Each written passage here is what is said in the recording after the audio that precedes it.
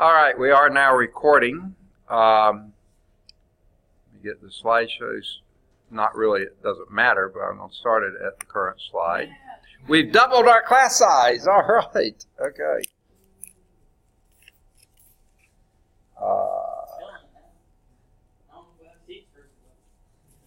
Okay. Boy, PowerPoint just takes forever now. It's on the screen, but it's not on my screen yet. Still not. Now it is, but it's in the presenter view. So I have to get out of that so Screencast-O-Matic will record the right stuff.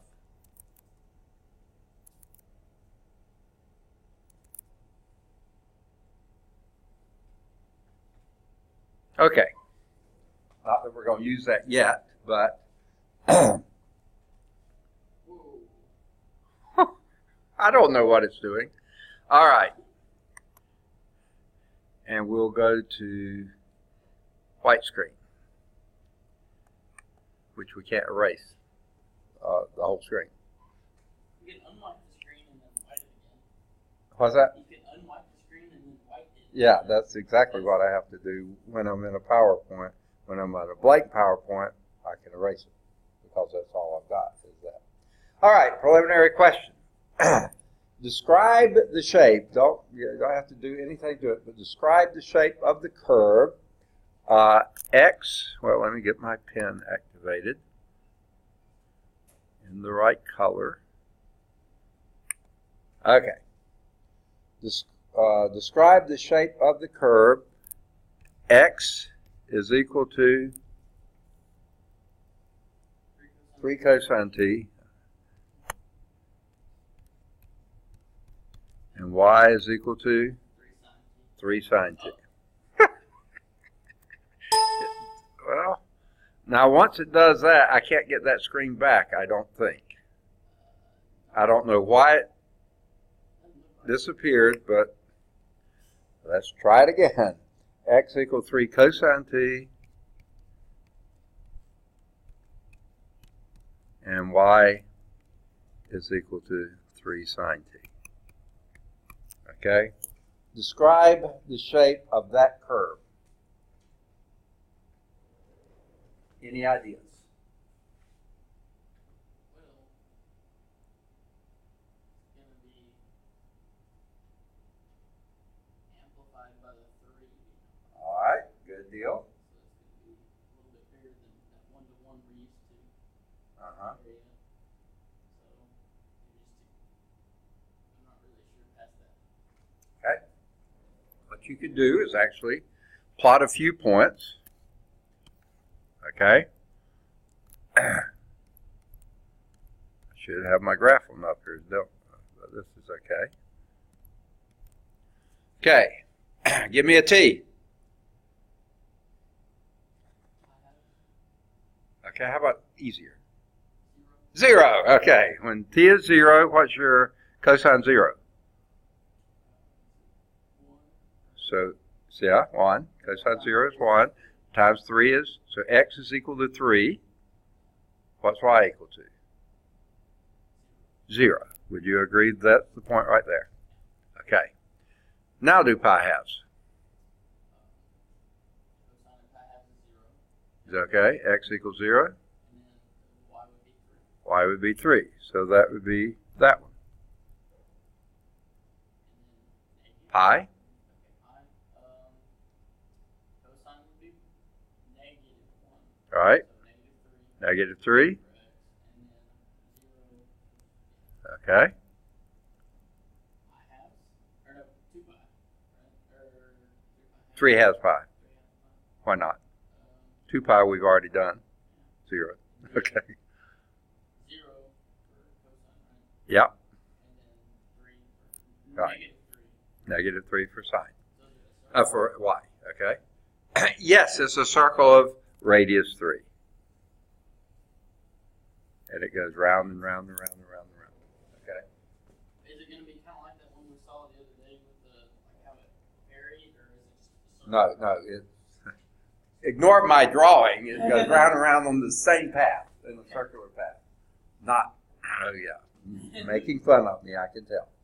Okay, now we'll unwhite this one, which is, what is unwhiting the screen? I mean, why don't you just say, go back to the previous screen or something like that? Because that's what it does. Number 2, how does x equal 4 plus 3 cosine t, x equal 4 plus 3 cosine t, y equal 5 plus 3 cosine, 3 sine t, y equal 5 plus 3 sine t, differ from the curve in the previous question? Why didn't I read the question before I erased it? Okay?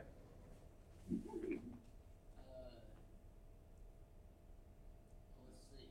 It's gonna just kind of smooth it. Okay. It's going to be translated 3 units to the right and 5 units up. And then everything else is going to be the same. Circle, exactly the same circle of radius 3, but translated. At center at 4, 3. 4, 5. I'm sorry, 4, 5. So I won't draw it if it's okay. We got it. Okay, number 3. What is the maximum height of a particle whose path has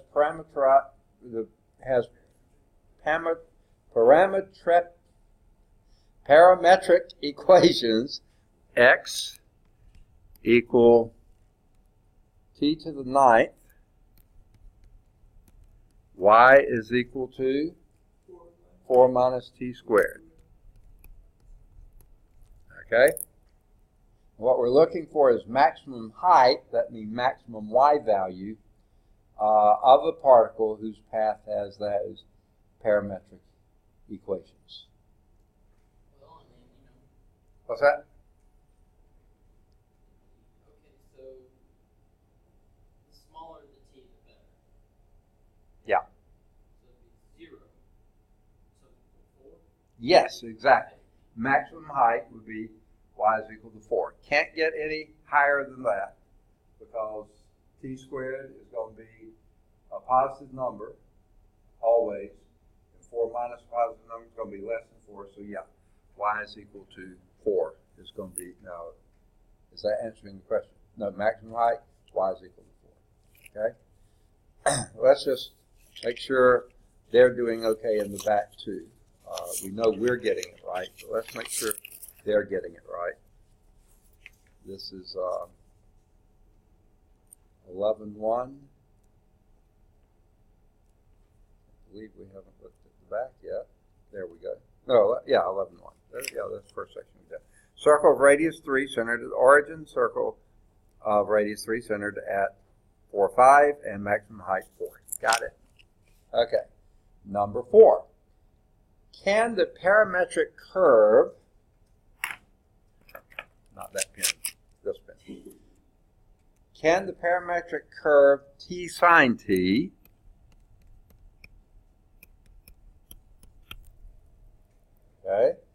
be represented as a graph of y is equal to f of x?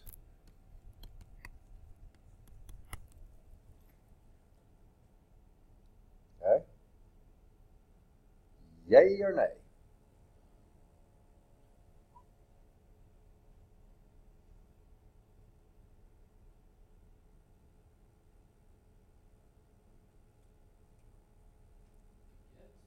Second? Yes. Okay.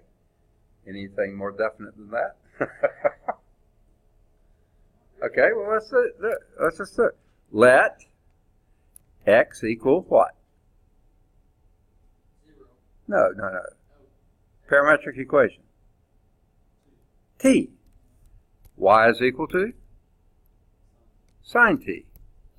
What is t? X, right? Yeah. So you could say y is equal to sine x. Right? Y is a function of x. Okay? This pen, this time, Victor's here. All right, good deal. Increase the class size by 50%. Okay. Now, the second part of that question, what about sine t? Can that be written as y as a function of x?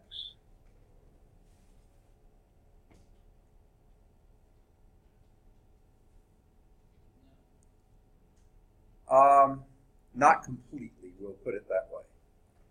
Because what would this yield? X is equal to sine t, y is equal to t, x is equal to sine of y, arc sine, yeah, y is equal to inverse sine of x, okay? With some limitation because you're limited to y. This has no limit at all. X can be anything, y fits. Here, x is limited to being plus or minus 1. So it's the only place where inverse sine is 5, x minus 1. And then y is limited too. But within those limits, yes, it can. I don't know how the back of the book is going today. They say yes, no. Yes for the first part, no for the second part. It can't be an unbounded line. Okay. We're doing the 11.1 exercise preliminary questions on page 586. Y'all wanted those last time, so we're doing them now. Well, that's what I remembered, right? I want to do it, I think. Yeah. Huh? Yeah. Number 5, I think it is, yeah. 5A. I think I'll go to a clean page, so I'll unwhite this page, screen, and which is going back to the previous screen, and then white this screen. Do a white screen from there, whatever. 5A.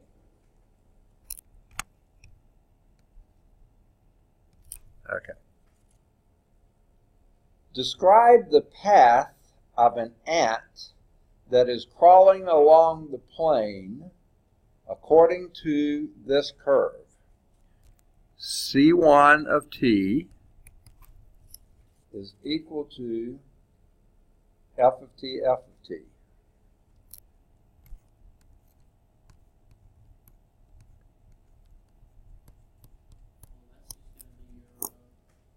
Okay, where f of t is an increasing function.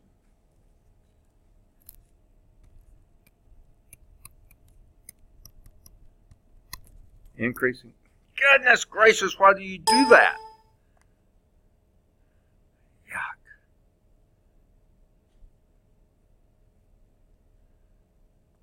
I can't think of anything else I can do but this. Yeah, I guess I could. So let's do that to keep it from happening again. Describe the path where C1 of t is equal to f of t, f of t, where f of t is an increasing function. Okay. Wouldn't that be just a diagonal line? It sure seems like it would be, because any t you choose, 0, well, whatever it would be, if t was equal to 0, whatever alpha 0 is, it would be alpha 0, alpha 0. So it would be somewhere on that diagonal, and then whatever 1 would be, so it would always be on the diagonal. And if f of t was increasing, it's going up the diagonal. Can't be going down, because f is an increasing function, so x is increasing, y is increasing. Now, the speed at which it's doing, the ant may be, or something like that, but it's always moving on the diagonal. Okay. It would depend on what f primes were. Okay. Now, the B part says compare that path to the path of a second ant crawling according to C2. Okay, and that's a path, C2, and that's, okay, they left off a parentheses, okay? They left off the first parentheses, f of 2t, f of 2t. So wouldn't that just be twice as fast or what have you? Yeah, because t was an increasing function, f was an increasing function, and if you're doing that, then it would be a path that would be, if the first ant was down here, the second ant would not start at the same place because f of 2t, well, let's see. If they were both started at zero. If they both started at zero, that would be at the same place, okay? But then, the second ant would be going twice as fast as the first ant. All right. Class keeps growing. And this will be, is it Tony? Huh? Yeah, I thought so. Okay. And I noticed before, all Y chromosomes. This is just not good. Okay. All right. So let's go on from there. We're doing the preliminary questions at the end of 11.1. 11.1 exercise preliminary questions. We just finished 5. And let's just go to the back and make sure we're saying it the same way. We're seeing everything they want us to see. 5, the line y is equal to x transverse from left to right. Got it. And the same path transverse left to right, but twice as fast. Perfect. Exactly what they were looking for. All right, number 6. Find 3 different parameterizations of the graph y is equal to x cubed. Okay? 3 different parameterizations for y is equal to x cubed. Easiest one would be what? Second? T. And y is equal to? T cubed. So that would be probably the simplest one. It's a parametric equation for that. Okay? Maybe, how did they say that? Parameterizations. I don't know if they want an ordered pair. You could say x equal t, y is equal to t. Hang it up. I'm writing too fast and trying not to make mistakes. And of course, that really makes the mistakes happen. All right.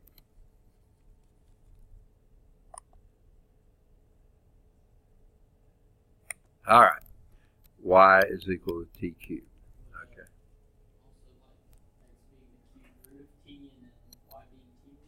Okay, say that one more time.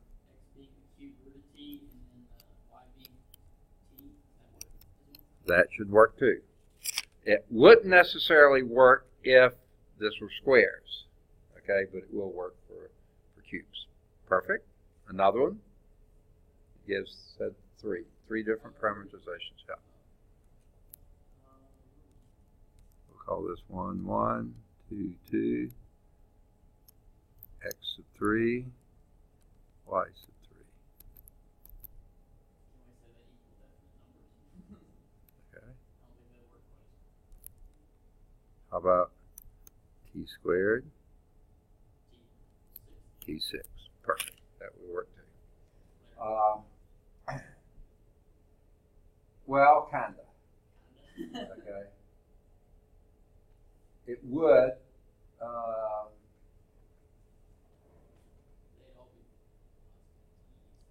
You couldn't get a negative x's and y's out of that. So let's see. What else do we do that would do that?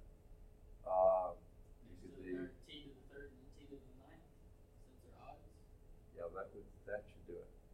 Yeah. T cubed, t 9.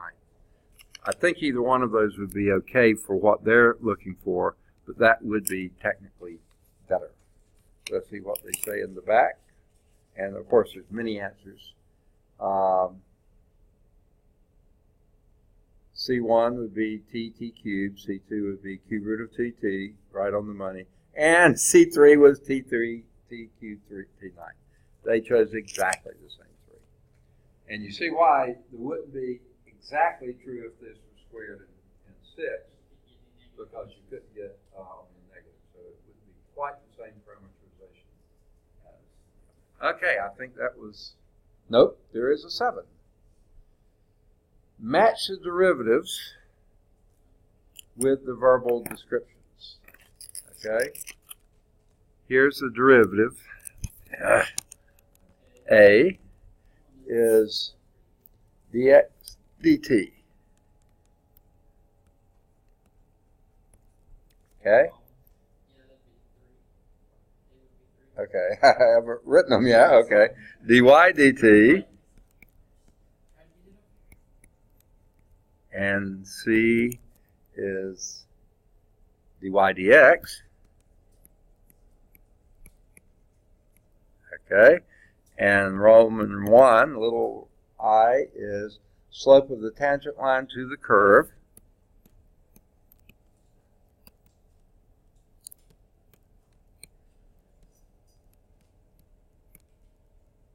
Okay. Little Roman 2 i's is vertical rate of change with respect to time. Okay.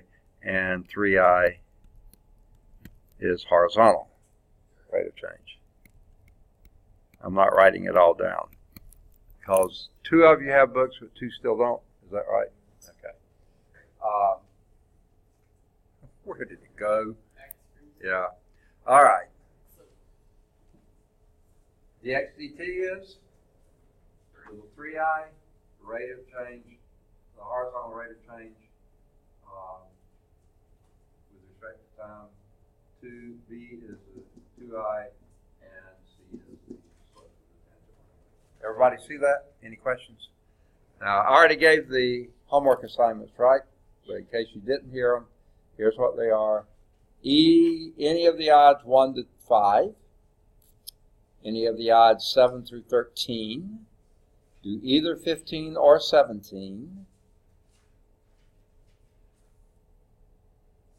Either 19 or 21. This is blinding.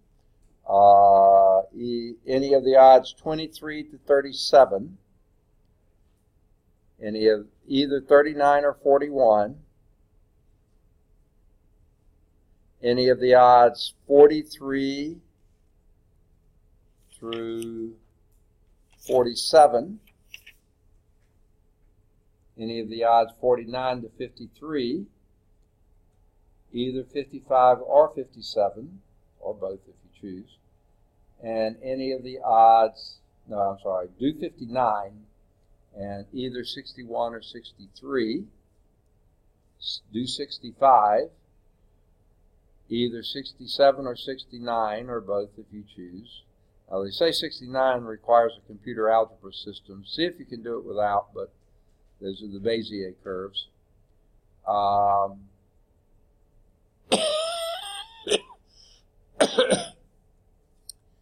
Any of the odds 71 that you can do through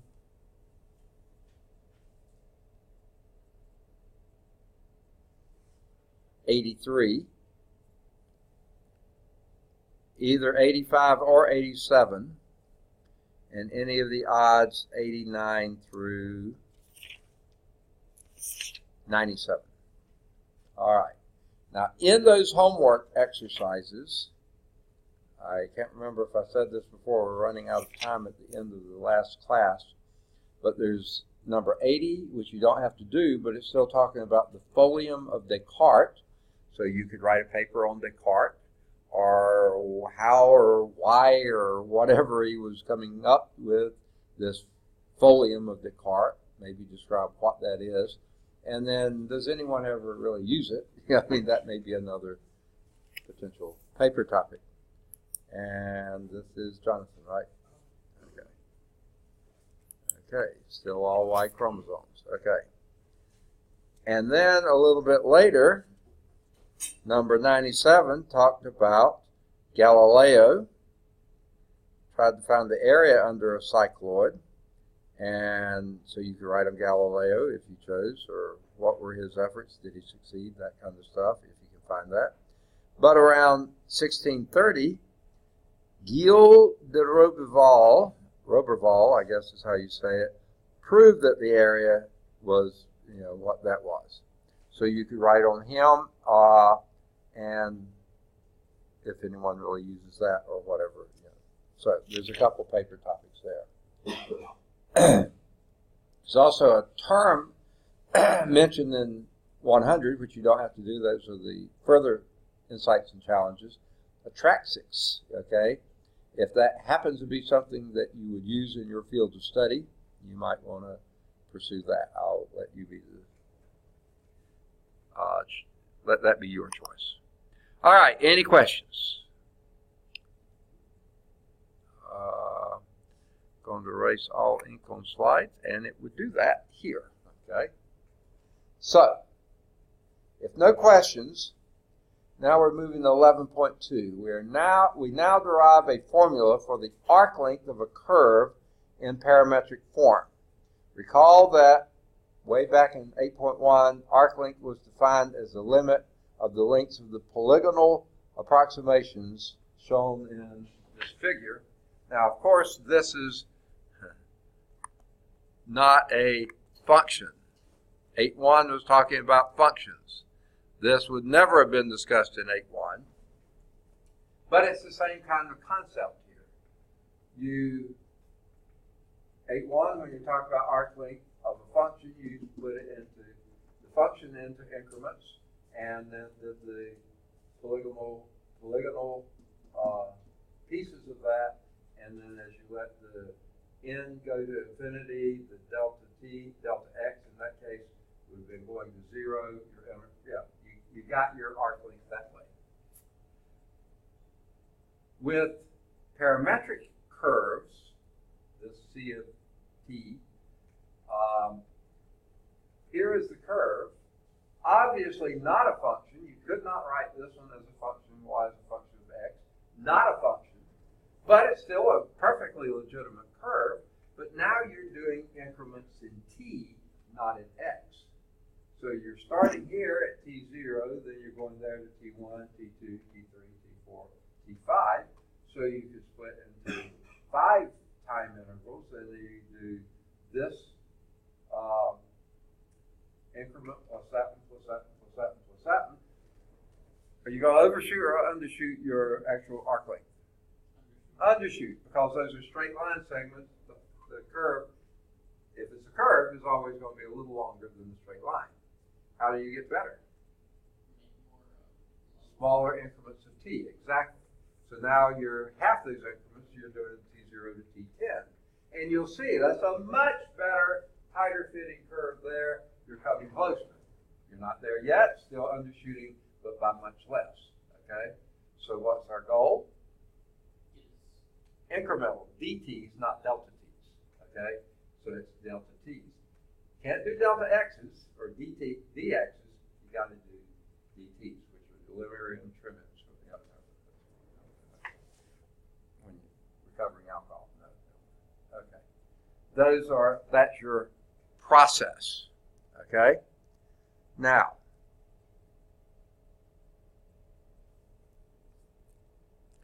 I want you to picture, keep in mind, one of these little, like P0 to P1, either that one or that one of those, are not just that, any of these segments. Pi minus Pi minus 1, that length, or this length, or that length, whatever length you're talking about here. Keep that in mind as you're doing this. Here is that arc length between Pi and Pi minus 1 to Pi. Okay? That would be, let me go back, and I can't write on this. So let's just take one that's sort of readable. This one to this one. Okay? Let's break this into, this is your x2 minus x1, isn't it? The horizontal. Here is your y2 minus y1. Now that happens to be negative here because y2 is greater than y1, is less than y1. But we really don't care because what we're interested in is what this length is here. Any idea what it would be?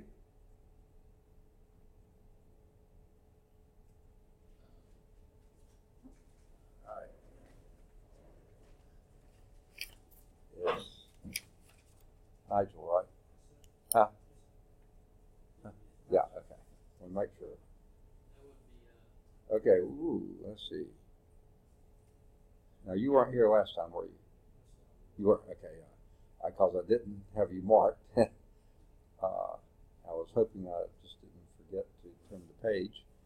So today's 31 August. Hopefully, I'll be able to get y'all in the roll book soon. I thought after drop out I could, but they had shut down the system to do Pell Grant, and people were still dropping and adding because of canceled classes, but they couldn't be. So anyway, hopefully they'll be soon.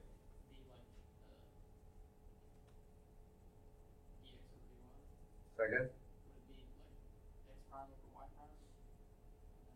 Okay, you're getting close to it, but that length right there, distance between here and here, relative to x2 minus x1 and y2 minus y1. Okay, and what would that be? That's what I'm getting at.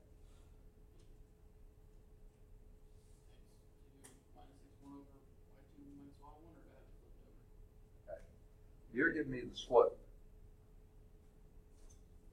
right? y2 minus y1 over x2 minus x1 is the slope of that line. What's the length of that line? Does the name Pythagoras ring a bell? Hypotenuse of this right triangle formed by that and that, right? And what would that be?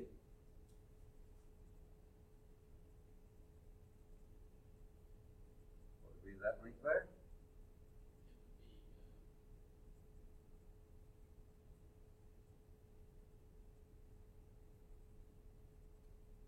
Let's just call this delta x squared plus delta y squared would be that squared, so that would be the square root of this square root of this square, right? So that's why I said it doesn't really matter. This is a negative number because you're going to square it, okay? So it would be the square root of the sum of those two squares, okay? Now, that's what this one is saying, okay? What's that? Yes, exactly. Okay. This is the length from any pi minus 1 to pi. That could be 1 to 2, 2 to 3, whatever. The length of that segment would be the square root of the x of ti minus x of ti of I minus 1. That thing squared plus that length, the difference in the y squared. And the square root of that would be that length. Okay. Everybody buy that? All right. So, if you're doing a summation of all of these, whoa, I forget, I can't write on that. Hopefully my pen's still active. If you're doing the summation of all those from I equals 0 to I equal, what do they call it? Oh, to n. Let's just call it n. Maximum number you're going to do. Then this would be the summation of all these from I equals 0 to n. Okay? I'm sorry. They're actually doing I equal 1. It doesn't matter where you start your counter, but to be consistent with the book, I will make those 1s. I got one of them to be 1, but I can't have the pen too close to the board. Then it doesn't know which to listen to. Okay. Now, with that in mind, what do you think that's going to lead us to?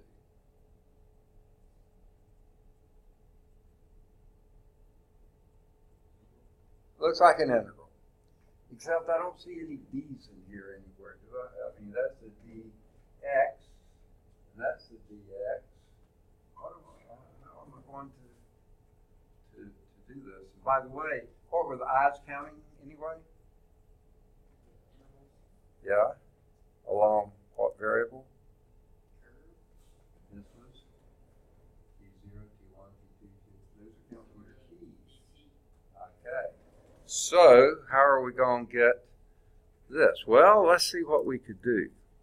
Be nice if we had a dt here. But we can't just throw in a dt unless maybe we do dt down here. And then we could do that, couldn't we? But this is under a square root, so if we put it under the square root, this would be a dt squared, right? Kinda. And if we put this as a dt, or a interval ti minus 1, and this is a over a ti minus 1, what do you have then? Change of x over change of t plus change of x over change of t. That's what. And oh, by the way, these are squared too. It had to be squared because it was under there. So this would be squared. This would be squared. Yeah, it's what you say? Yeah, this would be dx dt squared, and this would be dy dt squared, right? And you're taking the square root of that because okay. And sure enough, that is what they did here. Okay. Let me zoom this in, and hopefully you can see that is what they did here. They skipped some steps. They put the summation here, the delta t here, and if you put a delta t under those differences, that was the x prime squared. Now, I really don't like putting the square outside of here. I do x prime squared, yeah. Well, you know, it's the derivative squared, not the thing. So it could be that. So that would be what that is. Now, it was up with the asterisk, okay? That's a very good question, okay?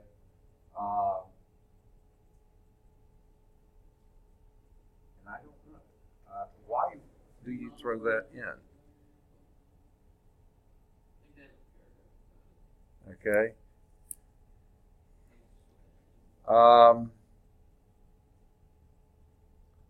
Probably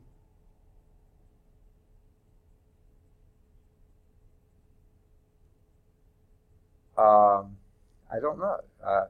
It may have something to do where you're identifying that T, right hand, left hand, or in the middle. If you're trying to do it kind of in the middle for the X may not be quite the same place as in the middle for the Y, but it's not going to be a lot different, or something like that. They don't specify it, so I can't quite tell you that. Yeah, let's see. Oh, wait, here we go. According to the mean value theorem, there are some values Ti 1 star or Ti 2 asterisk, okay, in the interval for which that the thing we had before with the differences is equal to that. That may not be the same Ti, but it's going to be awfully close, especially if you get the interval smaller and smaller and smaller. They got to be really close, so in the limit, that is going to come out the same. So then we take a Riemann, that's nearly a Riemann sum for the function square root of x prime squared plus y prime squared, okay? It would be a true Riemann sum if the intermediate values x t star and t double star were equal, okay? Although they're not necessarily equal, that if x prime and y prime are contiguous, then the sum approaches the integral as if they were the same, okay? So that gives us our arc length formula, okay? Let's blow it up so it's easier to see. I can't write on it, but probably don't want to at this point. The arc length. Let C of t be some parameterization, a path, that x of t is the function moving along the x-axis at time t. This is the one. Y-axis time t. where x prime of t and y prime of t exist and are continuous. Two things required. They have to exist and they have to be continuous. The derivatives have to be continuous. Then the arc length s of the curve c of t, pathway c of t, from A to B, t going from A to B, is equal to exactly this. The integral from A to B, square root of x prime squared plus y prime squared dt. Now,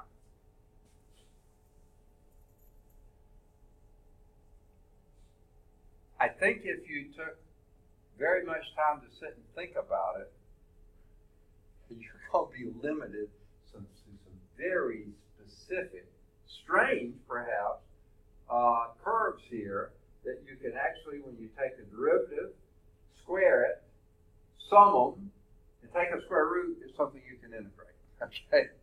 In reality, you're going to do most of these numerically. Any old function you pull out of the air there, the odds are that's not going to be something that's integral.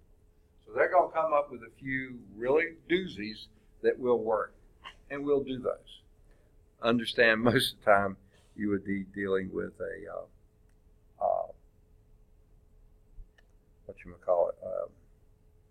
numerical integration. All right.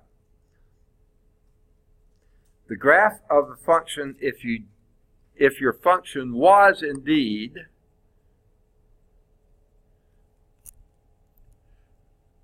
y is equal to f of x, if you could indeed write it like that, then the parameterization could be c of t would be t f of t, right? For any x equal t, your y is going to be f of t, right? Okay.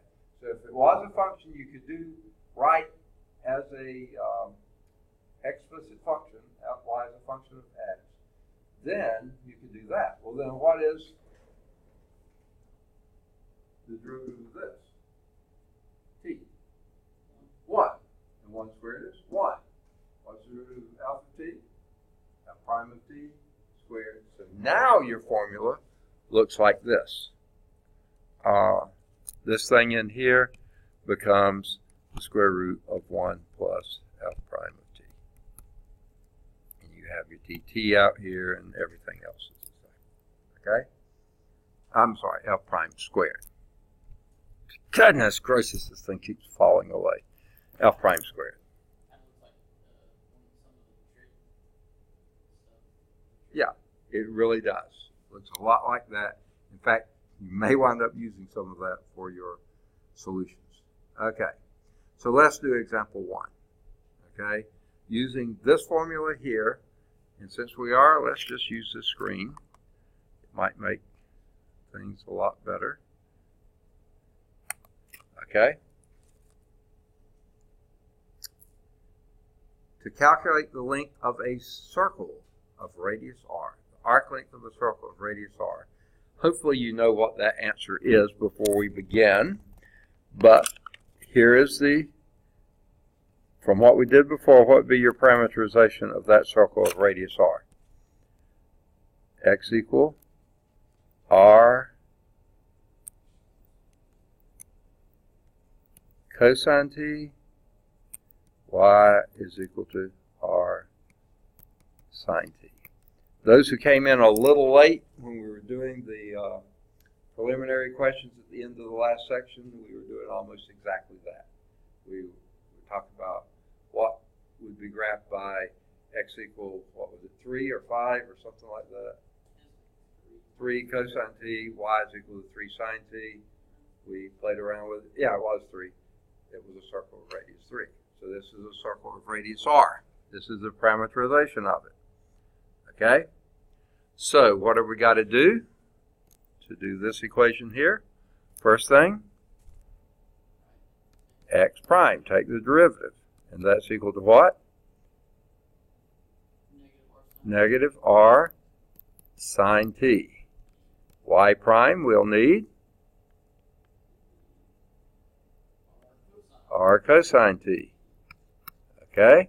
We got to square each of those. X prime squared is going to be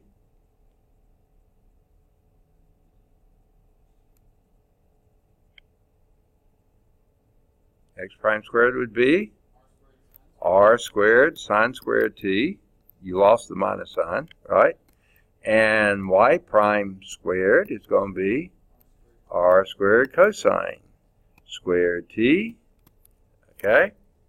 And your arc length,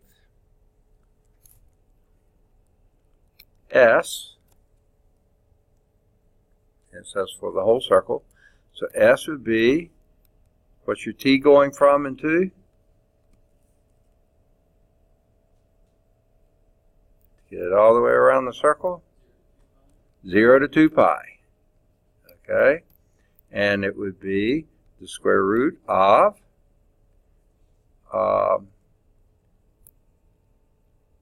r squared sine squared t plus, I didn't leave enough room, did I?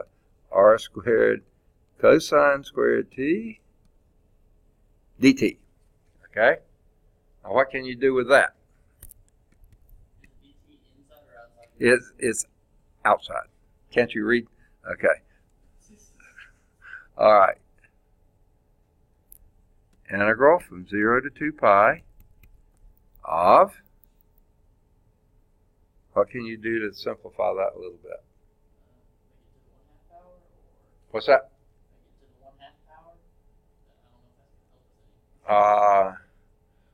You certainly could. But what's one thing you ought to do right off the top? What's your F word? Factor. Okay, for those who haven't been in my class before, when I say what's the F word, you better not say the other one. You say factor. Okay? And what can you factor out of that radical? Okay, square root of r squared is r. And that's a constant, right? So let's pull that out. Why did I write another S there? I'm not sure. I think I was going to write it again. Okay.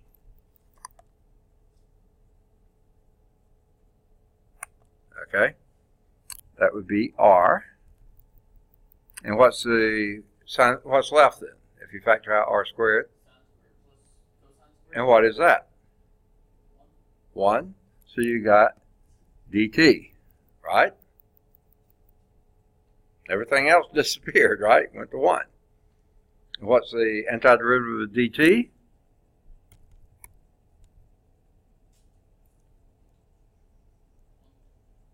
T, right? 1 would be 0, but yeah, dt would be t, right? 1 dt, right? And that evaluated from 0 to 2 pi. And what would that give us? 2 pi r, which is the circumference of a circle, okay? We knew that already. That is our arc length. So sure enough, we have now proven it. So you don't ever have to memorize that again. You can prove it anytime you want. Never mind. Okay. That, admittedly, was an easy one. Okay? Now, yeah, exactly. That's almost like 1 plus 1 is 2, isn't it? Okay. Do I want this on the same slide, or I might need a whole white page? So let's go to a white page. And hopefully it won't white screen. Hopefully it will not disappear on me like they've been prone to do. Find the arc length of a curve given by in parametric form of c of t is equal to set of ordered, the parametric equations t squared t cubed. Okay? For 0 less than or equal to t is less than or equal to 1. Okay. Now, hopefully you don't want me to draw that. I could if you wanted me to, but let's pretend we didn't. Okay? So, we want the arc length. S. What would that be?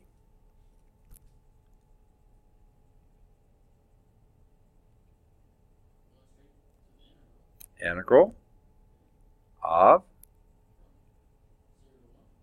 from 0 to 1. Perfect. That's going to mean this is going to be a dt out here. That's left enough room this time.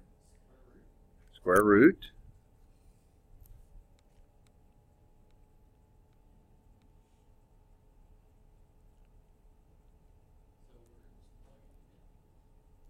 Okay. Want to come up here and do your dx dt's or whatever? You want to do that? Okay, what's your x prime? 2t, isn't it? Okay. Your y prime? 3t squared. What you really want, though, is x prime squared. What's that going to be? 4t squared. And what's your y prime squared? 9t to the 4th. This is shaping up to be a fantastically invigorating problem, isn't it? So what do we have here then?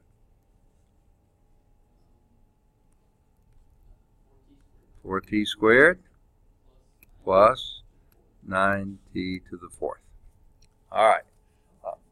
What might be something you might choose to simplify, how you might choose to simplify that a little bit maybe? Full out of t squared. Now you can't pull that outside the integral because you're integrating with respect to t. So this will be the integral from 0 to 1 of t, because when you factor out a square root of a t squared, that is a t. Sorry. Okay, and what do you have left? 4 plus 9t, yeah. I hate this.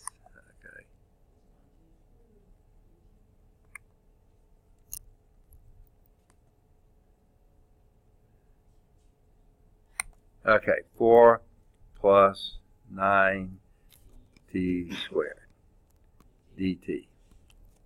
All right. Make sure.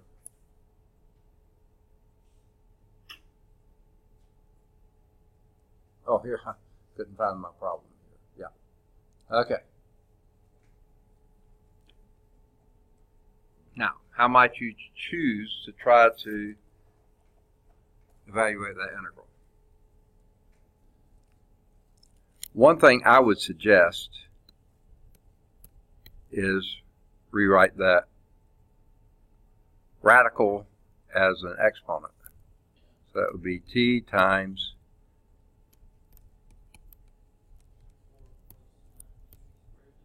to the 1/2 power dt. You don't have to do that, but to me it just makes life a lot easier.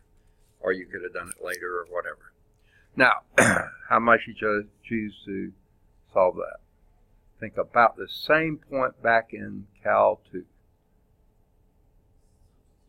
Substitution. What would be your substitution? Let, what you want to be your new variable?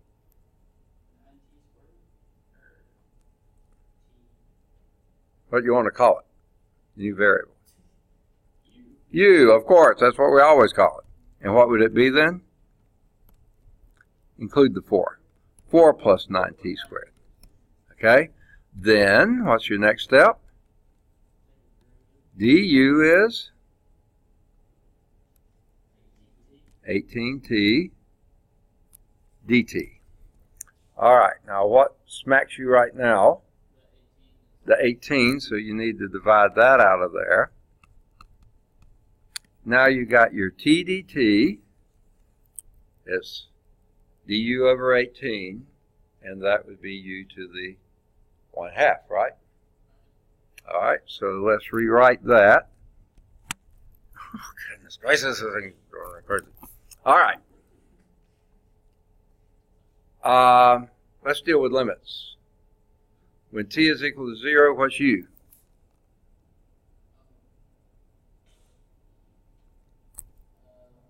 Four. When t is equal to 1, what's u?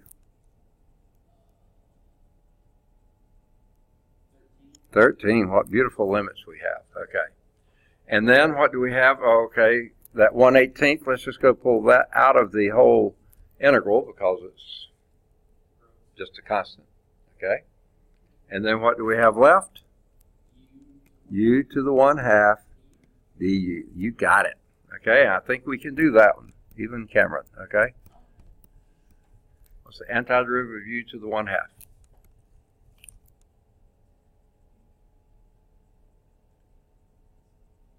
Any guesses? U to the 3/2, you said?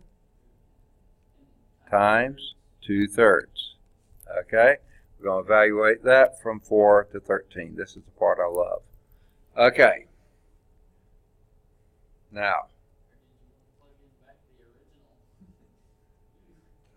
guess what? It's not going to get any better. Okay? So, I don't think. What's that? It's still going to be pretty messy, I think. Okay? So, because the 4 is not a problem here either. It's the 13 that is. So, get over it and just do it. Okay. Now, that fraction, we can pull all of that out. So, let's just do 2 into 18 will be 9. And take that a 1/27th out in front. Okay? And then what you're left with is the square root of 13 cubed, whatever that is, the square root of 13 cubed minus, and better do the square root of first. Square root of 4 is 2. 2 cubed is 8. Okay? That, I think, is what the arc length is. If any of you has a calculator that you can do that relatively easily, what in the world did they do?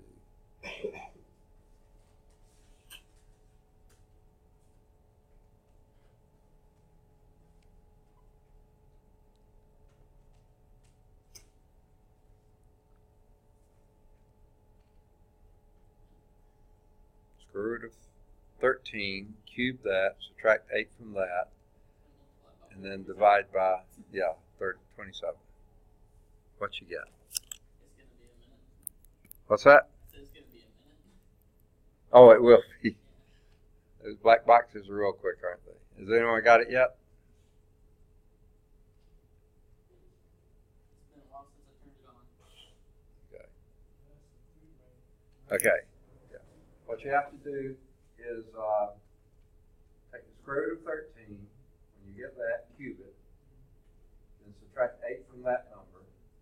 Whatever that number is, divided by 27. Say again? Okay.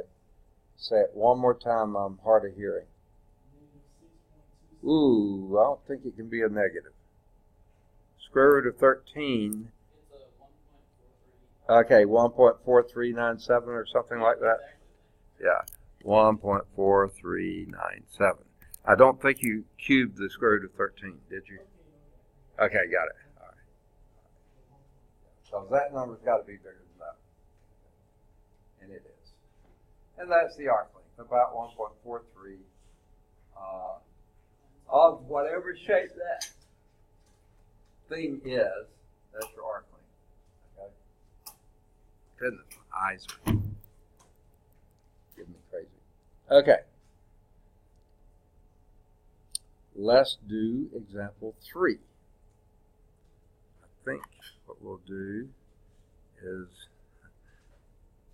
unwhite the screen and go to a white screen. Strange. Okay, example 3. Length of a cycloid. The problem we were talking about before was the area of a cycloid. Now we're going to do the length of a cycloid. Goodness, man. I must have had eyelash in my eye or something. Okay. Calculate the length S of one arch of the cycloid generated by a circle of radius r equal 2, and this is figure 2. Okay? Remember the cycloid, your x of t was equal to 2 times it was RT minus R sine t, which we're going to factor out R of 2, and it would be t minus sine t. Okay, and your y of t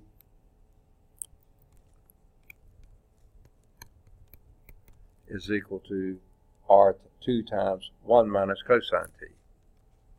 It was R minus R cosine t. Okay. And we're going 0 to pi, isn't it? Or no, 0 to 4 pi.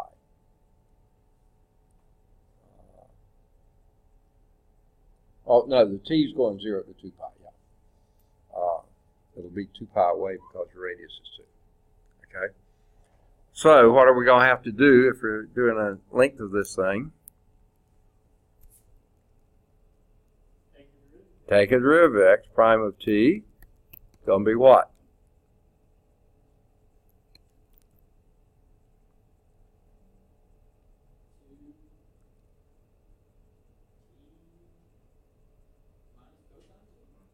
What's the first one?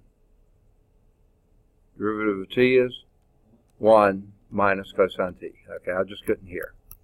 Okay, y prime is equal to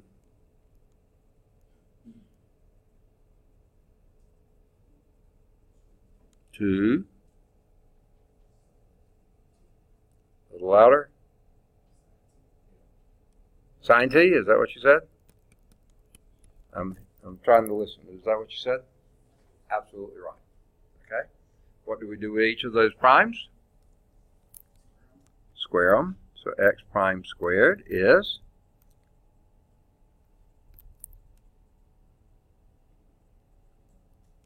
4 times 1 minus 2 cosine t plus cosine squared t. Remember, when you square a binomial, square the first, twice the product, square the second. Right? Okay, how about your y prime t? A little bit easier. Y prime squared t. What's that? 4 sine squared t. What we're going to do is put the sum of these under a radical. So that's going to be the square root of 4. I think for now let's go on and multiply that 4 through. 4 minus 8 cosine t plus 4 cosine squared t plus 4 sine squared t dt. Yeah, pull a 4 out. Okay, that would be 2 times the square root of, there's a 1, minus 2 cosine t, second. Okay, but let's take a look at those last two. Cosine squared plus sine squared is plus 1. Okay, so I think what we have here is 2 times the square root of 2 minus 2 cosine t. Right? Everybody buy that? Which, if you wanted to, I'm not sure you do, you could say that's 2 times the square root of 2 times the square root of 1 minus cosine t. I don't know if that's helpful or not, but you could do that. Okay. Now that's the thing that we're taking the integral of. So let's take the integral from, I don't even remember my problem. Oh, 0 to 2 pi, wasn't it? Okay, 0 to 2 pi, and this is a dt. Okay. I'm trying to remember if that is any kind of a decent integral. I believe there's probably some trig substitutions or something like that you could do, but I would say. Can you just throw in sine t instead of that 1 minus cosine t? Say that again now. Can't you switch it out with a sine t? One more time. 1 minus cosine squared t would be sine squared t. Yeah, but we can't make up new identities. Okay. All right. So I would suggest just going to the back of the book. Okay. Let me make sure I haven't done something stupid already.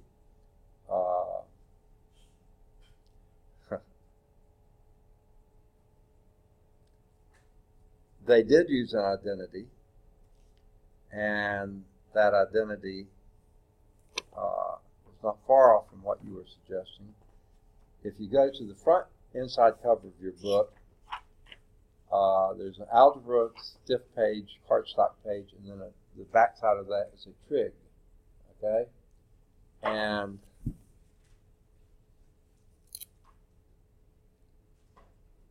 again, they're looking at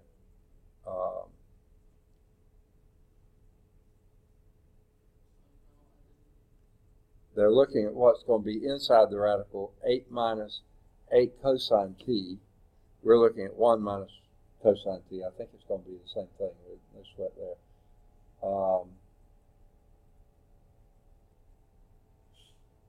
I know, all right. Here it is. If you go down to the double angle formulas,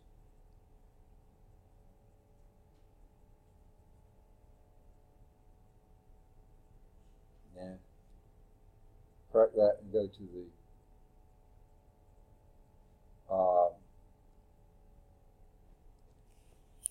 cosine t.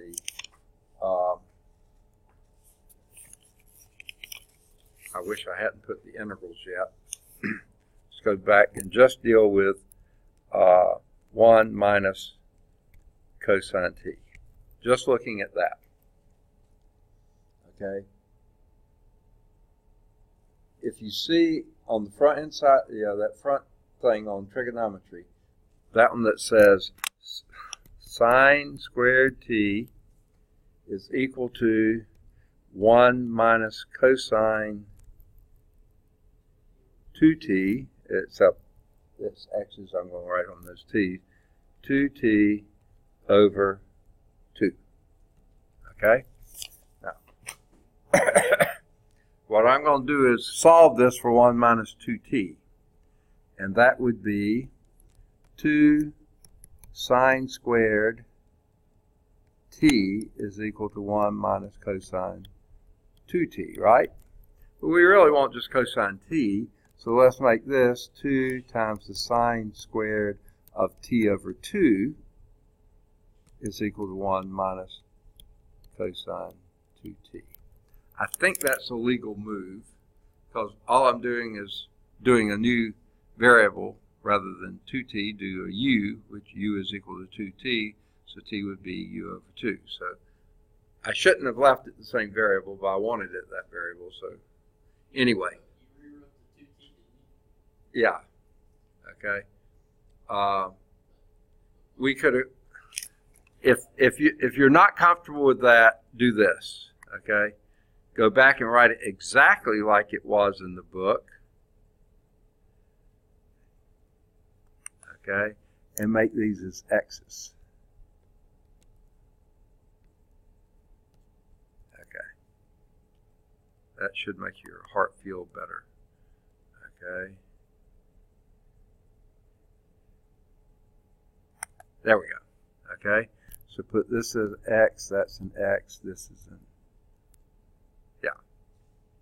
All right, this is an x, and this is an x. Okay. Now let's say let 2x equal t. Then x is equal to t over 2. Would you buy that? Okay. So then, if you did that, 2 sine squared x is t over 2 is equal 1 minus cosine 2x is t. Whoops. That's what I was. Oh, I see. I'm sorry. I went everywhere but there. Okay.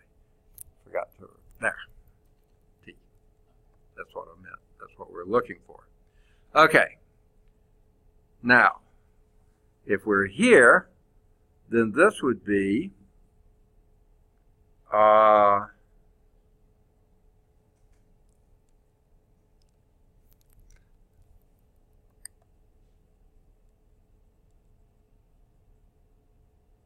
okay.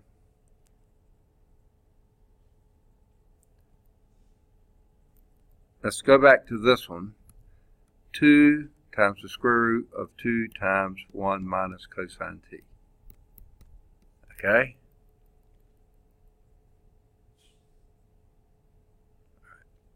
Now, 1 minus cosine t is 2 times the square root of 2, and 1 minus cosine t is another 2 sine squared t over 2. All right. And this t times that t is 4. Pull that on the outside, and that's 2 times 2 is 4. And that would be the square root of t squared over 2. No, sine squared of t over 2. And that would just be sine of t over 2. Okay. So what we had there is 4 sine. Okay. Now, that was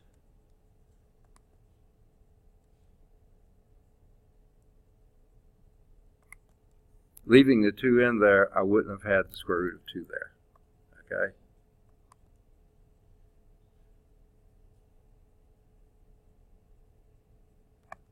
All right. I think we're back at a good place. Well, this would be 2. Yuck. I should have erased all that too. Let me erase it.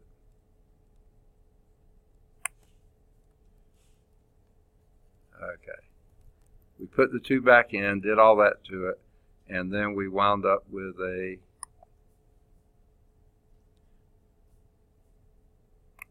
okay. Yeah, but I kept the 2 there. So 1, 2 was there, now the other 2. So this becomes a 4. Okay?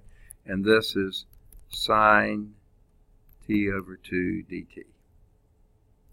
I believe that's right.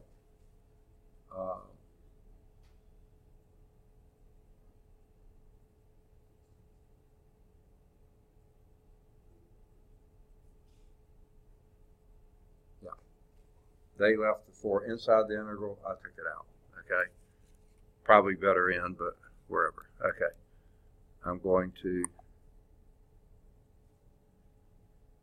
clean this up a little bit. All right. Now, what's the antiderivative of sine of t over 2? Okay, it's going to be cosine t over 2 times 2, but with a minus sign, isn't it? Derivative of sine is cosine, antiderivative of sine is negative cosine. Okay? And you need another 2 in front of it, because if you were to take the derivative of that, it'd be derivative of cosine would be negative sine, so the minus goes out, t over 2 then times by 1/2, so yeah, you would need that. So, I really do need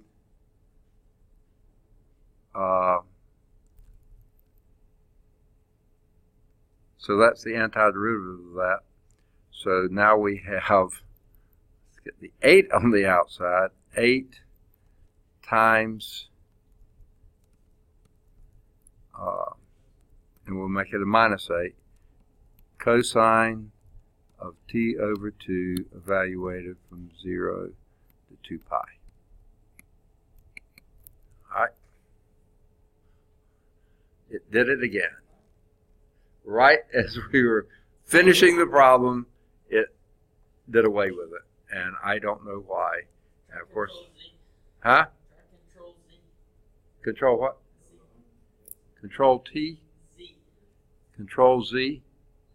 Control Z. Okay. I think I need to, let me get out of this. Now Control Z? Just something to try. Maybe I did too many steps in between.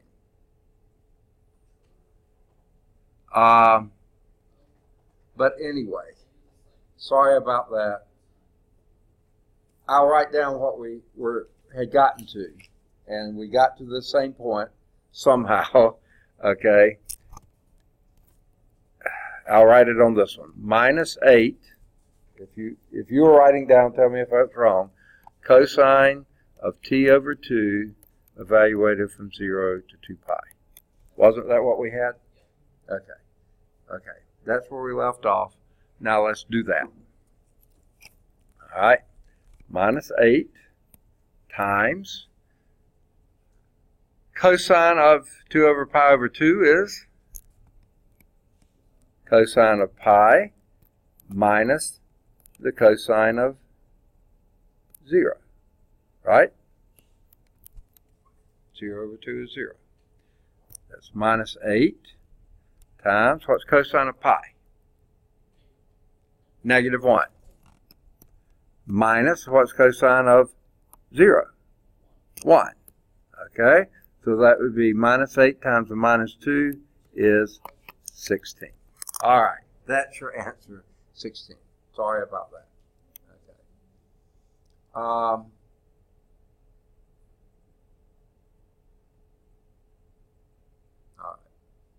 So that is the length of one arc. Let's see. There we have it. Okay.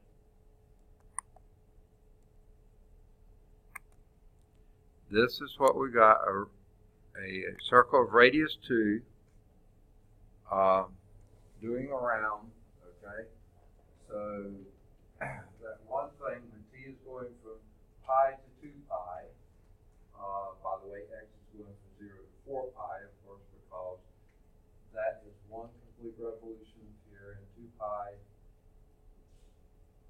the circumference of that circle is 2 pi r is 2, so that is 4 pi. So yeah, how far you're going up. Now, the length of the something greater than 4 pi, obviously, this length is 4 pi, okay, and pi is 3 something, so that's something greater than 12. So 16 looks reasonable, okay, just looking at that arc. Got to be greater than 12, you know, and 16 at least looks like a reasonable answer. If you come out 11, nah, 10, nah, even 12, nah, okay, 16, I could buy that. In fact, it comes out that exactly. Okay, that was example 3. Now,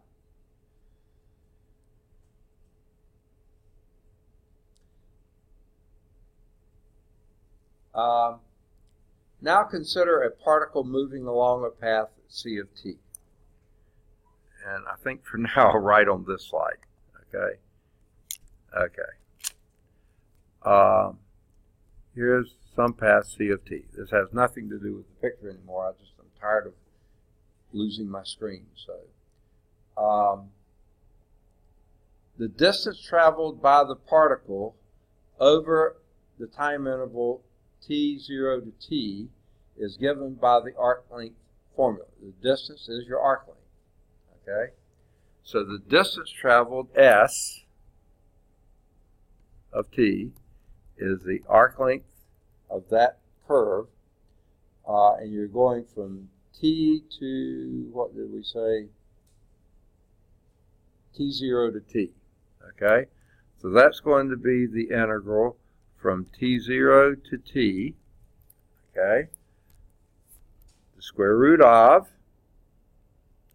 and they didn't give us any more about c of t, but we're going to assume that's x of t, y of t. Now, the trouble is,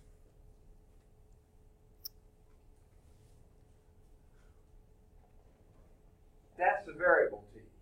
That's your upper limit.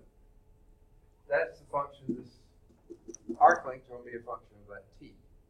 Now, we've been calling t your c of t. We can't use that t if we're using the t here, okay? So we need another sort of dummy variable. And it can be any variable you want it to be. they chose U. It seems like we use U for way too much, but they did, so it's perfectly fine. Just needs to be a dummy variable in there that we're going to integrate over, because your T is going to be as part of your result of the integration, not the integration itself. So they did use U. Okay, they've been using U. Okay. As a dummy variable. Yeah, that's what they think of U, isn't it?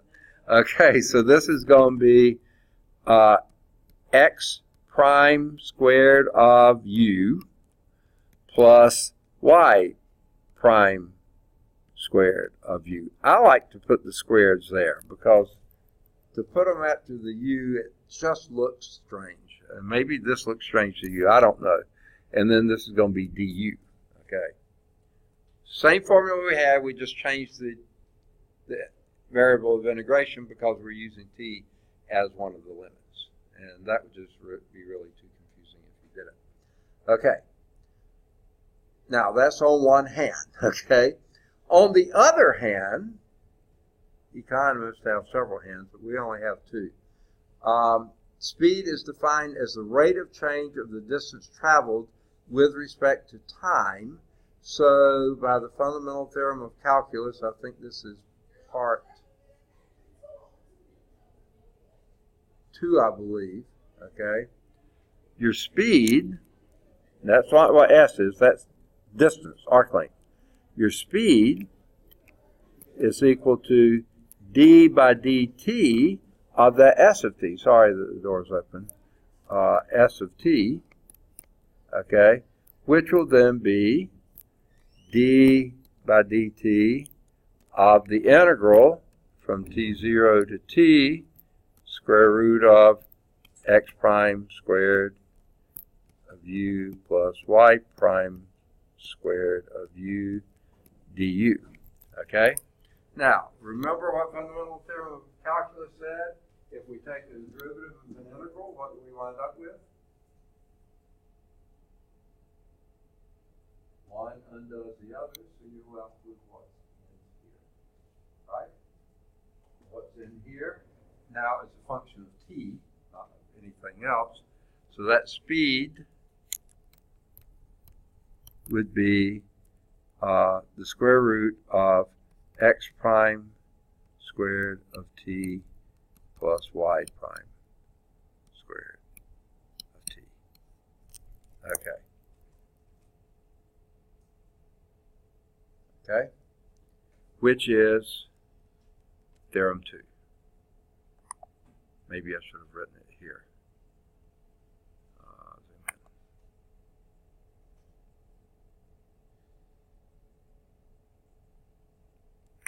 All right. Speed along a parameterized path. Speed along the path. Now this is speed c of t. This is speed along a curve c of t, which is x dy of t, is then the s dt, which is derivative of the integral, which that is the integral. So that would be x prime of t squared. I just don't like that squared there. I like it there. Okay. Y prime squared of t. Okay. And that would be your speed. All right. Now, the next example illustrates the difference between distance traveled and displacement, called the net change of position. And if you've done physics, you're familiar with this, right?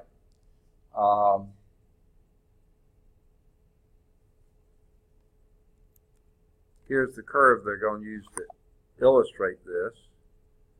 And you've seen many other curves, probably not as convoluted as this one, but it certainly is. If this was your curve that you actually followed, you started at t equals 0, t0 here, and your curve went up here and here and here and here, and you wound up here, t1. The distance traveled would be the arc length that we did here along the path, but your displacement would just be whatever you were here at the end minus here at the beginning. That's your displacement over that same time interval. The distance along the path is always greater than, could be equal to the displacement. If you traveled on the straight line path, it would be equal to the displacement.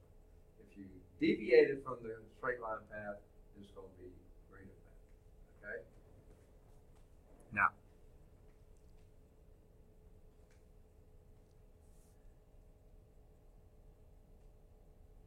I'm not sure that's the same curve here, but we're going to pretend it is, because I sure don't want to draw this one. A particle travels along the path C of t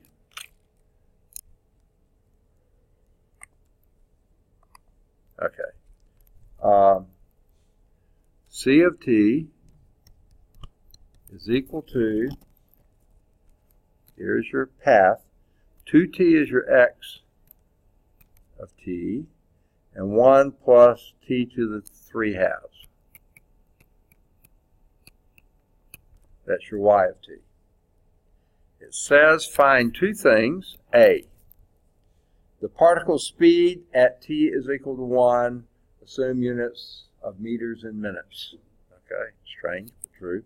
Okay, so the speed at t is equal to 1. Okay, what is your speed from that last thing we did? Square root of. Okay, take it a step at a time. What's the first thing you're going to do?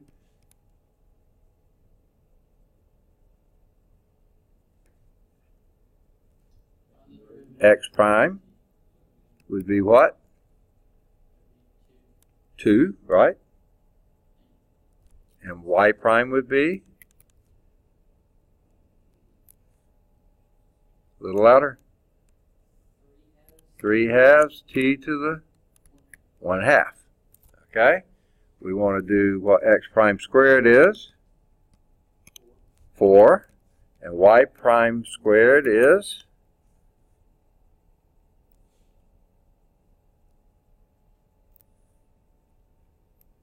Help me, help me. 9/4. No. Okay. You're square. Oh, wait, you're right. T to the, ooh. No. You're squaring the square root of t. T. Okay. Okay. Square t to the 1 half. Square that. Be t to the 2 over 2, which is 1. Okay. All right. Now, the speed is just that square root of the sum of those two, right? 4 plus 9/4 t. At t is equal to 1, that would be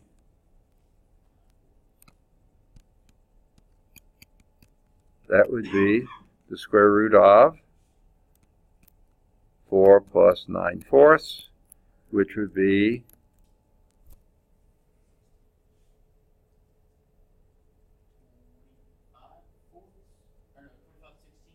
25/16, which would be, square root of 25/16 would be 5/4, Scott. Oh, that's not what you were saying before? I don't hear well. So we say 5/4, and that would be meters per minute, okay? Pi halves, isn't it?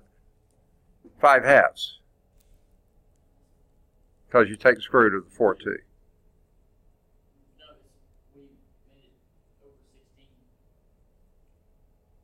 Was there a reason to? No? Okay, wait just a second. Let me erase it first. Okay. We did, all right. I have to go through this every time. Okay. This would be the square root of 16/4 plus 9/4, right?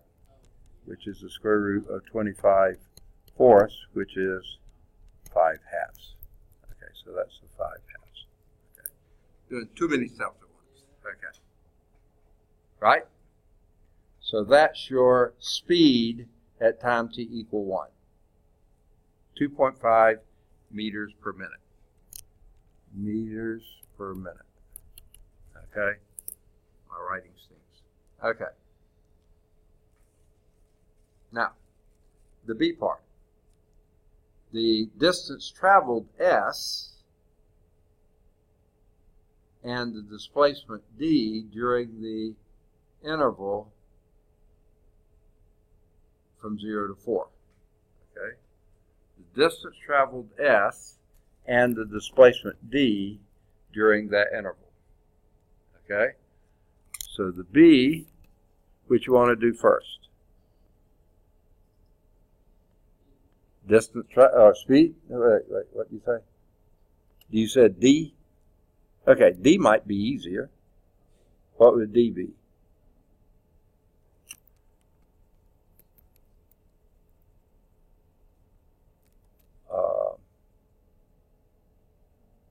That would be your position at t equal 4 minus the position at t equal 0, right? So that would be what you want to call that? P of 4 minus P of 0. Just to give it a name, okay? Your position at 4 would be, second? Yeah, you just plug in T4 there. What would that give you? 8, comma,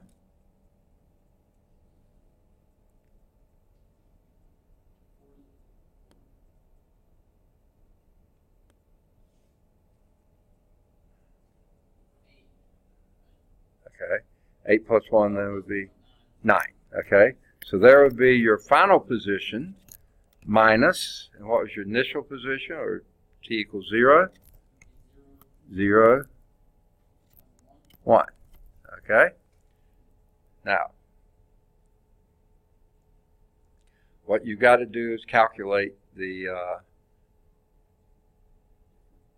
change of position there, and that would be our change of x squared plus change of y squared, square root of that, right? Okay, so that would be the square root of 8 squared plus 8 squared, right? You buy that? Which is the square root of, factor out, and 8 squared, the square root of 8 squared would be 8 times the square root of 2. Okay? 1 plus 1 is 2. Okay. Yeah. That is your change of position. Do the math, you'll see that's true. Okay. So that's your displacement. What we have to do, been putting it off as long as you could, what is your S of t? Your distance traveled S. So your S is that integral from 0 to 4. I'm trying to find my limits there. Of the square root of, now, it's going to be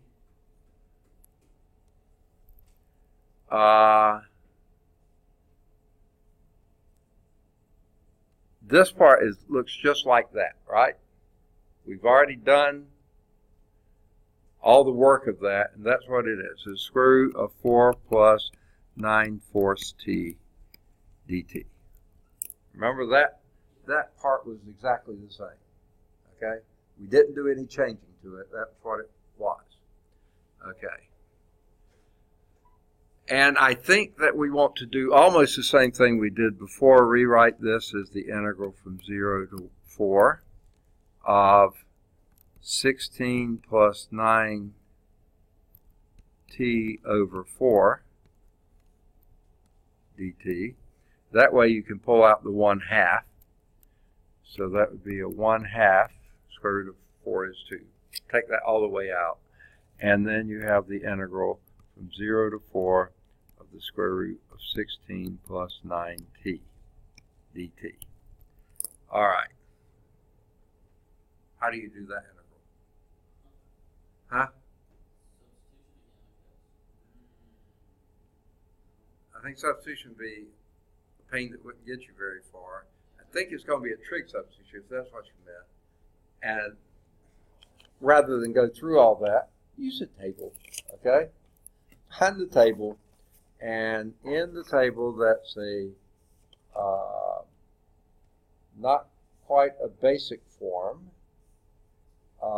It's a form involving the square root of u squared plus a squared plus u squared, okay? So that's 84, I think, is going to be in your book. If you got your book, back inside cover, number 84 tells you that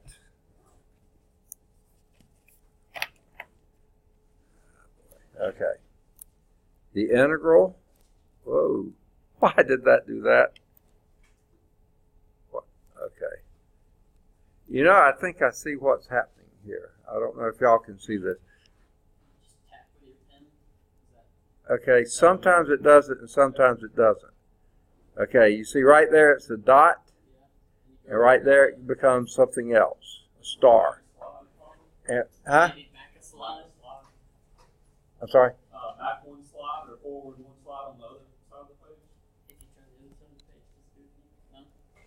No? It stays a dot. Okay, I've written right on the edge there. I don't know what it's doing. Okay, but is it time? You still got a minute. A minute. Okay, let's just quickly get that in so you can do it. For those who don't have the books, I'm going to write it here. Integral. What is this happening? Get away from there. Okay.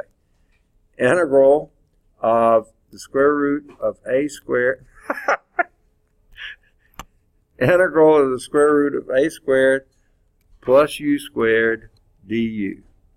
Okay? This is from the back of the book. This is u over 2 times the square root of a squared plus u squared, okay, plus a squared over 2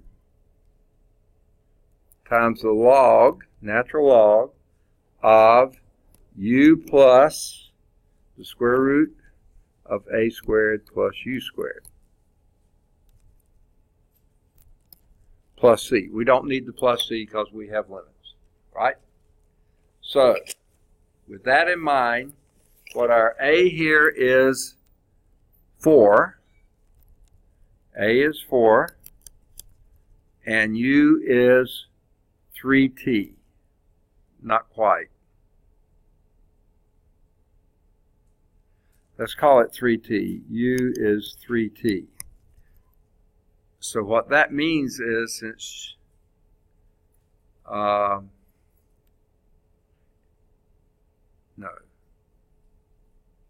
wrong. U squared is 3t. A squared is 16. U squared is 3t. Okay, that'll get it for us, I think. So u over 2 would be the square root of 3t over 2 times the square root of this thing right here, 16 plus 9t. Okay, that's what a squared plus u squared is. Okay, plus, this is getting messy here, that's not part of the picture, plus a squared was 16 over 2, that would be 8, times the log, natural log of, our u is the square root of 3t, plus the square root of 16 plus 9t. Okay, we evaluate that from 0 to 4. All right. So when that is, oh boy. When t is 4, okay, this will be the square root of 3 times 4, which would be 12 over 2. That would be 4 root 3 over 2, Okay? So that would just be square root of 4 is 2 over 2 is, that would just be root 3. So the first part of this is going to be, this part right here is root 3. Okay? And then that at t is equal to 4. 16 plus 36, 52, is that right? Huh? 52, okay? So that'll be root 3 times 50, square root of 52, isn't it? Yeah, square root of 52. Okay, we'll deal with that later. Plus 8 times the natural log of the square root of 3t, and again, square root of 4 is 2, so that's 2 root 3, plus, oh boy, and that was the square root of 52 again. All right. That's your answer. Okay. Sorry, we're running out of room and everything else. Where is it here?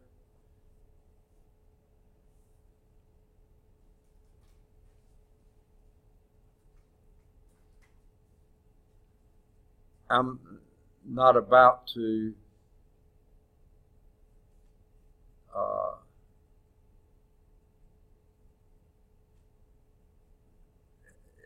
I'm not going to mess with all that. Let's just look at their answer. Came out about 11.52 meters. Okay? What we got before was, I know we did it, just finding it here. This right here, 8 times the square root of 2, that's 11.31 meters. So it's not a lot of difference. Your displacement is a straight line displacement. The path length is a little bit longer. Okay? We ran out of room, time. Is it time now? I don't have a clock. Is it? Okay, let me do two things here. Let me mark here where we're going to pick up next time. That'll be example 5. Why they give these kind of convoluted examples to start with. Build up to them, don't give them to you to start with. Okay, and then we'll notice that we are almost through with 11.2. Okay? So homework exercises here would be any of the odds 1 through 9.